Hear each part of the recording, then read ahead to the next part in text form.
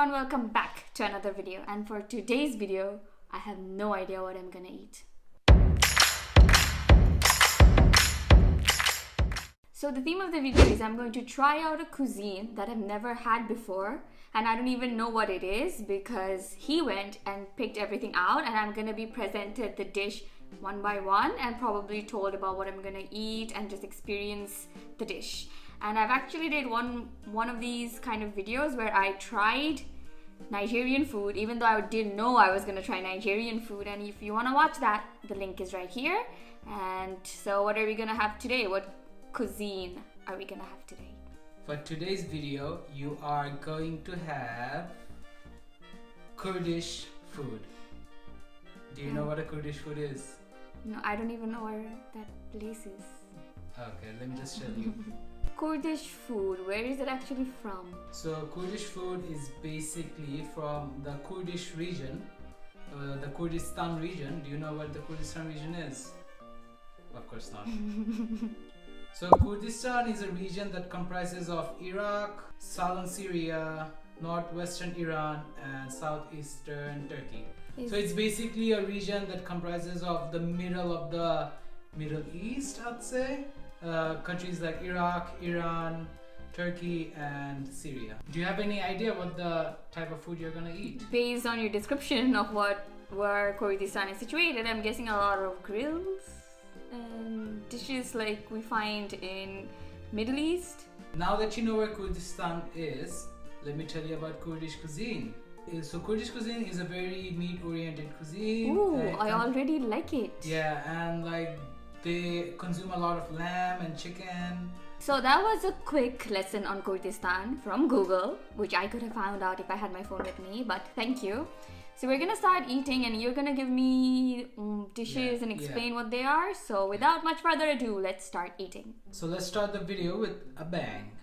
So for this, the first dish you're gonna need a big bowl.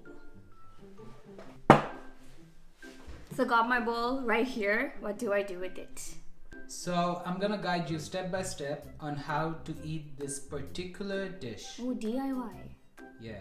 So for the first step, take a piece of the flatbread they provided. Tear it into small pieces and put it on the bowl. Like really small pieces, yeah. Is this okay? Yeah, that's fine. So what's the dish called? The dish is called Atashree bamia. So it's basically a stew-based dish where you soak the bread at the bottom and you top it off with a huge chunk of meat. So what's the stew usually made of?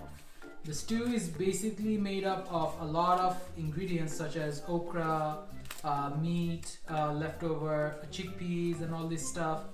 It's basically a mixture of a lot of things. These were invented by, this dish was particularly invented by poor people as they didn't have much to eat, so they made a stew of everything. But now this dish is very popular all over Middle East because it's delicious. So now I pour the broth. So now I pour the broth in it. Yeah. So is this the broth? Or is this the broth? Or is this the broth? Which one's the stew? This one or this one? You put this one. Okay, first let's see what's in the stew. So like you said, it has okra, vegetables, and then some, I think these are like bones to give extra flavor to the broth. So I'm just gonna pour this in. Pour the broth all over the meat, all over the bread. What you do is you put the big chunk of meat you have here, that's a lamb. With the broth? Yeah, just put it on top. Just pour the whole thing. Yes, that's right. Ooh. This looks like something a wizard would make in their potions class. And it's also bubbling. So, and how do I have this? You take a spoon and just mix up a little bit of the... Why is it bubbling? Like so. Bubble hocche keno? Okay, so this is the bread that has been soaked with the broth. Smells very tomatoey. Ooh. The flavor, it's very tomato rich, so it's like a tomato based broth with very mild spices. Like it's not very South Asian spicy. It has a distinct Middle Eastern taste to it. How do you like it? I actually enjoy this because it's slightly tangy, and I'm a sucker for tangy broth. So, and this feels like it's very hearty. Let's see how tender the meat is, and as you can see, it just broke apart. It seems like a slow cooked lamb. It tastes really nice, but I think if you don't like tangy broth or you're not a fan of tomato based broth, you might not enjoy this, but this is right up my alley. So how do you like your first Kurdish food, Atashree Bamia? It's made me excited for the rest of the video. So the next dish you're going to have is a side that they usually have with their food, and it is a red lentil soup.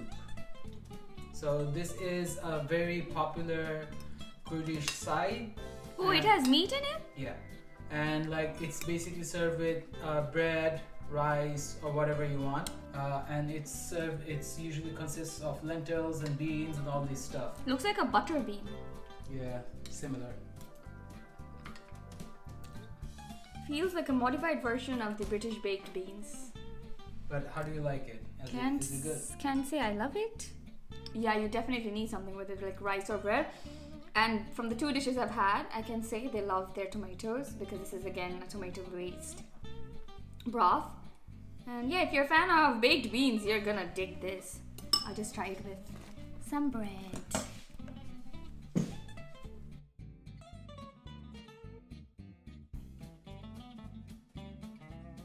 The difference between this and the stew is a lot more hearty. It has, and also it's not very dense. Like you can see the broth here is like very thick. So it has been like very concentrated with tomato. So the tomatoiness is like a lot. So the next dish you're gonna have is called a chicken salad. Looks like grilled chicken with rice. That's basically what it is. Looks like it's gonna be dry. And that depends on the cut of meat, but it's basically a grilled chicken with rice. Ooh, skin, crispy skin. You can see the chicken's quite succulent on the inside, even though it's been like grilled very nicely. Nice piece of grilled chicken, but I fear this is gonna be too dry. And that is why they serve it with another side. It's this. This is a chickpea soup. So what you do is you pour it on. Yeah, and you pour some of it on, and you have it with the rice. You can also use the red bean soup that you had earlier. No, I the rice. think I like this more. Let's just have the soup on its own. Very light, lentil-y flavor with the chickpea. All their food is, it's like not heavy on the spices. It's like quite light on the spices, but it tastes pretty good. But it's very hearty and fulfilling because it's like chickpeas, beans, vegetables, meat. It's gonna fill you up. Calorie-rich food. Yeah. Let's try it with the chickpea soup. I like it a bit better because it's going down easier. But even on its own, you can see that the rice is slightly moist. I think that's the oil. Yeah. So it's not that dry on its own either. So the rice has a unique flavor on its own and it smells quite fragrant. So the last dish from the last Kurdish dish you're gonna have is a chicken shish kebab. Now this is similar to a lot of the Middle Eastern dishes you had and you know about. It's basically shish kebab, chicken shish kebab with their really nice fragrant rice. You can see the char on it. Smells like a very good shish kebab with like perfect spices. Ooh, the flavor is so nice. I don't know how else to say it. It's very Middle Eastern-y. Like it's perfectly grilled and you get that spices, the Middle Eastern spices. It's super nice. Okay, I really like this. I think I like this more than the chicken sada only because it's a bit more on the flavorful side. But I still need a little bit of soup to have it because shishes are supposed to be a bit dry.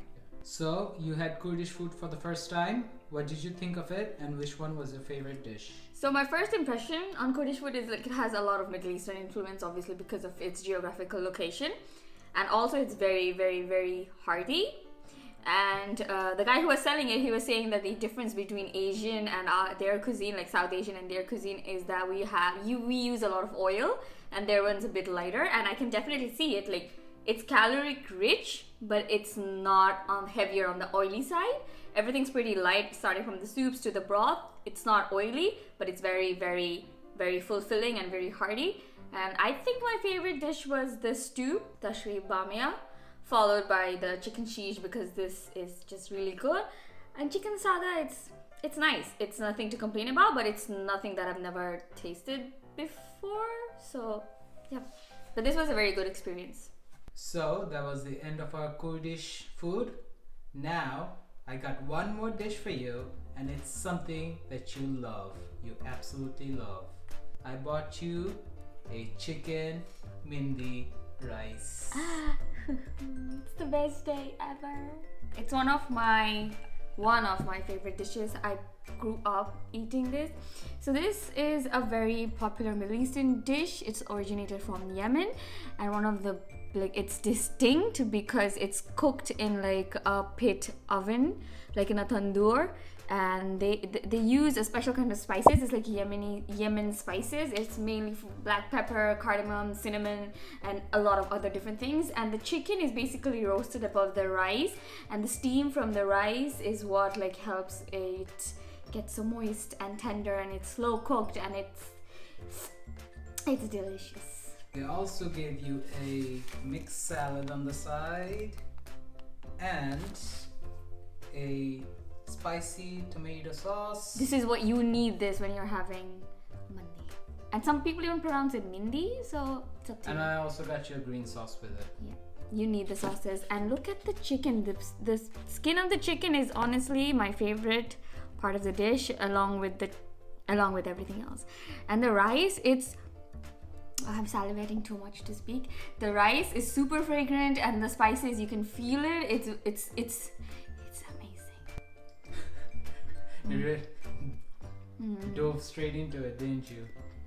Like, look at the chicken. It's been cooked so nicely. It's so moist and juicy and tender, and the spices have soaked right into the chicken. This is just a beautiful plate of food. This is the spicy tomato sauce. It has chili, coriander, tomato, and probably some other stuff. You take this, you mix it all up, and then you put it in your mouth. And don't even think of bringing out a spoon while having mindi. You need to have it with your hands. Get your hands dirty. I have raved about the chicken, but the rice holds its own. It has its own different flavor and smell and color, and it's honestly one of my favorite rices to have because of how fragrant it is and also how flavorful it is. I can probably have it on its own just with the sauce. You also have the option of having mindi with lamb. So the main meat they use is either chicken or lamb. I prefer the chicken one. The lamb one's pretty nice as well, but the chicken one's my favorite. So let's try I think this is the green chili sauce. Yeah, it's the green chili sauce with probably some yogurt and mint. It's a little spicier than the tomato sauce, and the mint is like there. But I'd have to say the tomato sauce is my favorite because it gives a more well-rounded taste, but this one tastes a bit too minty for me, and I feel like this goes well with the rice. So that was it, guys, for another blind taste video. And I've never had Kurdish food before, so this was a very eye-opening experience, I'd say. I didn't even know about the region. You learn something new every day. But I've had mandi before, and he decided to share one of my favorite dishes with you guys, and I've never been happier. You still have your hand in it, don't you? This is what happens behind the camera, guys. She eats, and eats. Anyway, I hope you guys enjoyed the video, and which dish looked the most intriguing to you, and what's one cuisine that you really want to try that you still haven't? Do let me know in the comment section below. Don't forget to like this video, subscribe to my channel, and I'll see you on the next one. Peace!